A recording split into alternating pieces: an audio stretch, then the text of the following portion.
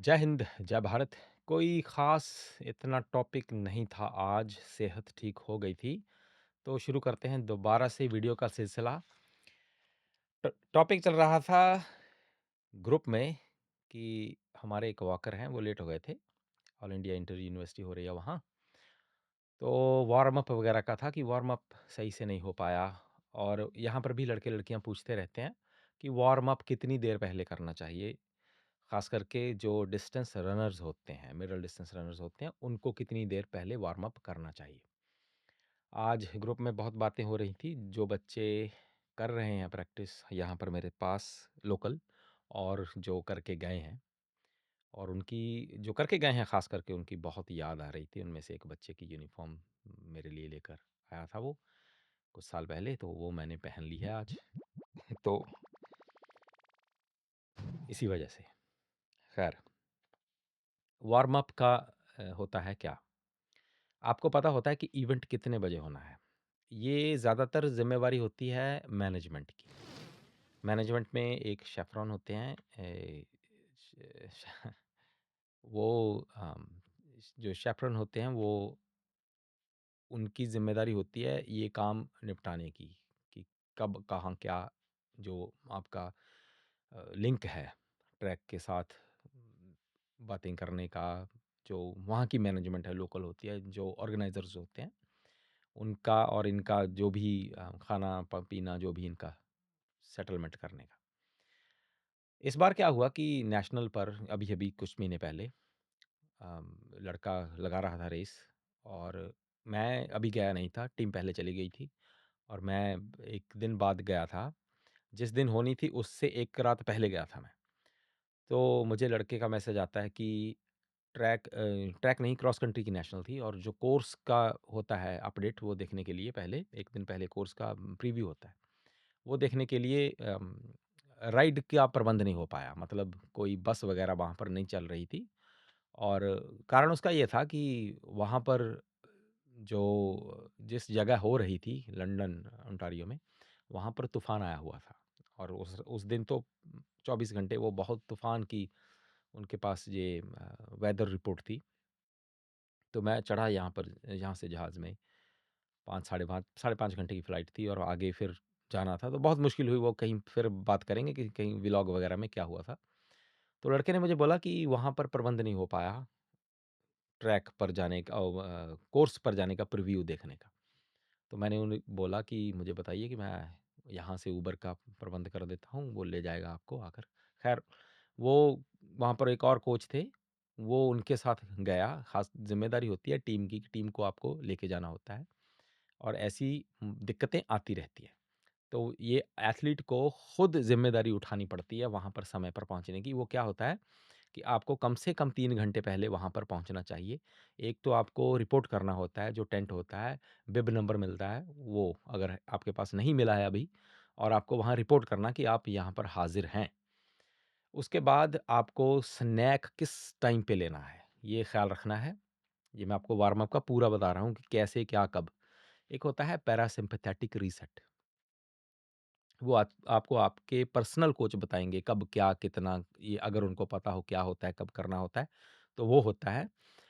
ये होता है कि आपने कितने राउंड लगाए हुए हैं, अगर ट्रैक पे कम्पीट कर रहे हैं, कितने राउंड आपने, ये पहला राउंड है, दूसरा राउंड है, तीसरा राउंड है, इससे पहले आपने क्या मसाज किया है, क्या आपने बर्फ़ लगाई है, क्या कोई एप्सम सॉल्ट का बात किया है, या कुछ और किया है, कुछ और भी हमारे पैरासिम्पैथेटिक रीसेट के। एक मैं आपको बता देता हूँ क्या होता है, बाकी मैं फिर कभी प्रॉपर वीडियो बनाऊँगा इस पर भी, पैरासिम्पैथेटिक रीसेट कैसे करते हैं। अगर आपकी प्रॉपर कोई इम्पोर्टेंट रेस हो, उसके पहले कुछ चीज़ें होती हैं जो आप कर सकते हैं, और उससे आपका जो थकान है, जो परफ़ॉर्मेंस का आपको लग रहा है कि थक जाओगे रेस में, वो ऐसी चीज़ें नहीं होती हैं, वो टल जाती हैं। तो क्या करते हैं कि आपका जो साँस है, अगर आप लेते हैं जैसे 4 सेकंड के लिए साँस लेते हैं, ठीक है? और 8 सेकंड के लिए रोक लेते हैं, और 16 सेकंड के लिए नीचे-नीचे, धीरे-धीरे लेते हैं। इससे पैरासिम्पैथेटिक रीसेट हो जाता है। 4-5 बार आप कर सकते हैं। लेकिन इससे अच्छा एक पैरासिम्पैथेटिक रीसेट होता है, जो जो मेरे पास लोकल लड़के-लड़कियाँ करते हैं, उनको बताता हूँ। क्योंकि ये यहाँ पे कॉम्पिटिशन हो जाता है दूसरे बच्चों के साथ, तो इनको थोड़ा रहता है कि थोड़ा लगता है कि हम तैयार हो गए हैं अब ऐसी चीज़ों के साथ। खैर, तो आपको क्या करना है कि ये चीज़ें पहले करके रखनी है। लंच कितने बजे आपने किया है? 3 घंटे से पहले आपका लंच होना चाहिए। 1.5 घंटा पहले आपका वो स्नैक है जो भी वो फिनिश हो जाना चाहिए। हाइड्रेशन पूरी होनी चाहिए। फिर आपको क्या आप उसके पहले क्या रूटीन है? कौन-सी चीज़ खाते हैं? ठीक है? एप्पल नहीं खाना है, ऐसी चीज़ें नहीं खानी है जिससे पेट खराब हो आपका। तो ये एक मील प्लान होता है जो आपके पर्सनल जो आपकी आदतें होती हैं उसके हिसाब से मील प्लान रखा होता है। तो वो चीज़ें आपको लेनी है, ठीक है? हाइड्रेशन होती है, इलेक्ट्रोलाइट आपके पास ज़रूर रहनी चाहिए। एक इलेक्ट्रोलाइट की बोतल अलग, अपनी पानी की बोतल अलग, ठीक है? अब आपको रोलिंग वगैरह जो है वो 1 घंटा 20 मिनट पहले शुरू कर देनी है। जो आपको रोल करना है, हिप हिप को थोड़ा बहुत स्ट्रेच करना, मतलब बहुत कम, 5-5 सेकंड 2-2 बार बस, इतना ही। कोई अकीलीज़ का स्ट्रेच करना है या ऐसा रोल करना है, ऐसे ही मस्ती में थोड़ा आपको आपकी अपनी अपने जो कंधे हैं वो रोल करने हैं, ट्राइसेप रोल करने हैं, अपनी काफ रोल करनी है, ऐसी चीज़ें कर लेनी है। अब रेस के 55 मिनट पहले आपको वार्म अप जो है ना वो रन शुरू करनी है। तो हमारा स्टैंडर्ड जो वार्म अप होता है जो वो 3 किलोमीटर का होता है यहाँ पर, और उसको ट्रैक को हम अवॉइड करते हैं। यहाँ पर बहुत दिक्कत रहती है सर्दियों में कि जो इंडोर फैसिलिटीज़ होती हैं वहाँ पर ट्रैक वार्म अप करने के लिए कुछ मिलता नहीं है। तो बाहर रोड पर करते हैं, रोड रोड पर बर्फ़ पड़ी होती है वहाँ पर कर लेते हैं। मजबूरी में हमें करना पड़ता है।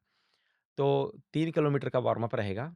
उसके बाद ये लगते हैं इसको कोई 15 मिनट लग जाएँगे। बाथरूम जाता है आदमी, वार्म अप करता है, उसके बाद मतलब 20 मिनट का ये टोटल प्रोसेस होता है। तो आपके रह गए इसमें 35 मिनट रह गए ना, 35, 45, 55। अब उसके बाद आपको थोड़ी-सी ब्रेक लेनी है 2-3 मिनट की, तो आपके 30-32 मिनट रह जाएँगे। अब क्या होता है कि आपको रिपोर्ट करना होता है जो कॉल रूम में, वहाँ पर जाना होता है। तो कॉल रूम का उन्होंने दिया होता है, आधा घंटा पहले आइए, 15 मिनट पहले आइए, 20 मिनट पहले आइए। तो उस हिसाब से आपको वहाँ पर रिपोर्ट करना है। अब कॉल रूम का हमें देखना पड़ता है, कॉल रूम कॉल रूम में क्या फ्लेक्सिबिलिटी क्या है? कभी-कभी क्या होता है कि कॉल रूम के अंदर आपको वो बता देते हैं कि आप चलो खुला छोड़ देते हैं, कोच की भी एक्सेस वैसे तो होती नहीं है कोच की कोई एक्सेस, लेकिन कभी-कभार हम इधर-उधर से इशारा करते हैं या कुछ करते हैं, या उनके पास थोड़ा-सा अगर आउटडोर का ट्रैक है, तो आपको एक्सेस मिल जाता है जो बाहर अपना रन वगैरह करने का, या अगर इंटरनेशनल लेवल की मीट है तो आपको अंदर बैठा देंगे। उससे पहले आपको ये चीज़ें करनी है। तो वहाँ पर ये वाला जो सेक्शन है ना, रन के बाद वाला सेक्शन, ये बदलता रहता है। तो रन के बाद क्या होता है, 4 स्ट्राइड्स करके 100 मीटर की, आप फिर पानी-वानी पीते हैं। फिर आप उसके बाद आपको लगानी होती है जो में हमारा यहाँ पर लोकल वार्म अप होता है, उसमें जनरली एक 200 मीटर का रिपीट होता है, कोई 30-32 में कोई ख़ास फ़ास्ट नहीं होता है। वैसे ही वो अपना एरोबिक इंजन है उसको स्टार्ट करने के लिए, तो वो लगाते हैं। उसके बाद फिर थोड़ी-सी ब्रेक लेते हैं, ड्रिल वगैरह जो भी करते रहते हैं। फिर स्पाइक्स पहनते हैं, तो छोटी-छोटी फिर उसके बाद स्ट्राइड्स लगाते हैं, 50 मीटर की, 60 मीटर की, उससे उससे आपकी बॉडी वार्म रहती है। बैठते नहीं हैं या एकदम से ज़्यादा लगाते नहीं रहते हैं स्ट्राइड, ऐसा होता है। तो इतना आपका वार्म अप का प्रोसेस होता है। आपकी जितने बजे रेस है, ये आपको पर्सनली पता होना चाहिए। वहाँ पर कैसे पहुँचना है बिना किसी पर निर्भर हुए, ये आपको पता होना चाहिए। ये आपकी ज़िम्मेदारी में आता है। ये आपका दर्शाता है कि आप कितने रिस्पॉन्सिबल और अकाउंटेबल पर्सन हैं। लेकिन सभी गलतियाँ करते हैं, ऐसी कोई दिक्कत नहीं है। सभी गलतियाँ करके ही सीखते हैं। तो ये रूटीन आपके पास चाहिए कि 3 घंटे पहले आपको वहाँ पहुँचना है, रिपोर्ट करना है। एक ख़ास बात आपको जो नहीं करनी है, वहाँ पहुँचकर आपको जो हमारे ये होते हैं वहाँ पर लगे हुए स्टेडियम में जो जो सीढ़ियाँ होती हैं वो, और वहाँ पर जो बेंच लगे होते हैं वो, वहाँ पर बैठना नहीं है उसके ऊपर। आप अपना मैट लेकर जाएँ, घास पर कहीं बिछा लें, उस पर बैठें, कहीं दूर चले जाएँ स्टेडियम से। आपको पता है कितने बजे क्या हो रहा है, उसका अलार्म लगा लेते हैं। एक जो बच्चे मेरे पास करते हैं, उनको मैंने एक बहुत अच्छी आदत दी हुई है। उनके पास डायरी होती है एक, वो मुझसे आते हैं, पूछते हैं कि कितने बजे क्या? क्योंकि मैंने जैसे पहले बताया कि बदलता रहता है कि आपका कॉल रूम कब है, ठीक है? डिले हो रहा है, क्या हो रहा है? तो उस हिसाब से उनको मैं बताता हूँ कि इतने बजे ये वो लिख लेते हैं। उनको कोई टेंशन नहीं होती है।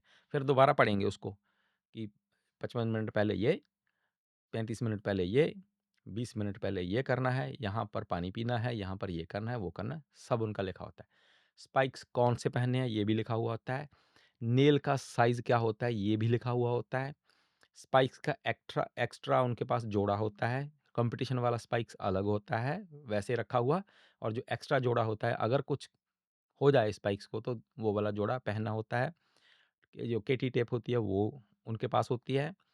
और कोई भी कैसा भी कुछ मसाज का जो जो भी उनका पास सब होता है, स्नैक होता है उनके पास।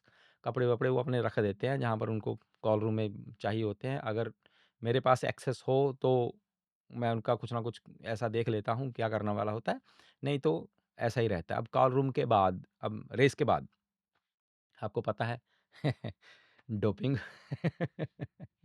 डोपिंग का आता है कॉल रूम के बाद, तो वो वाला करना होता है उनको। यहाँ पर ऐसी कोई दिक्कत होती नहीं है, ख़ास करके बच्चे ये जो हैं, ये थोड़े, यहाँ पर ऐसा कोई नौकरी-वोकरी का कोई चक्कर नहीं, किसी को कोई नौकरी नहीं मिलती है। तो ये यहाँ पर हमारे पास दिक्कत नहीं आती है। हमने पहले ही कहा हुआ था कि सेफ स्पोर्ट, क्लीन स्पोर्ट चाहिए। किसी की कोई ऐसी, एक आती है हमारी वेबसाइट, उसका नाम है DRO करके कुछ है, मुझे याद नहीं है, अब लिख दूँगा यहाँ पर अगर याद आया तो मुझे। वहाँ पर जाकर हम कोई भी दवाई लेनी होती है, कोई पेन किलर होती है, बुखार की होती है, ज़ुकाम की होती है, उसको लिखना है वहाँ जाकर, फिर देखना है इन कॉम्पिटिशन, आउट ऑफ कॉम्पिटिशन, इसका कोई बैन का चक्कर तो नहीं है। फिर बच्चे को बताना है, उनको खुद को ज़िम्मेदारी होती है, चीज़ को पढ़ते हैं उस पर, और उनको बताते हैं कि ऐसी कोई चीज़ नहीं लेनी है, जो भी आपके सप्लीमेंट हैं, आपके डॉक्टर ने बताए हुए हैं, या आपको किसी तरह की दिक्कत आ रही है, आयरन की कमी हो रही है, कुछ वो चीज़ें लेनी है, वो भी वही लेनी है जो अप्रूव्ड होती हैं, इलेक्ट्रोलाइट्स वगैरह भी।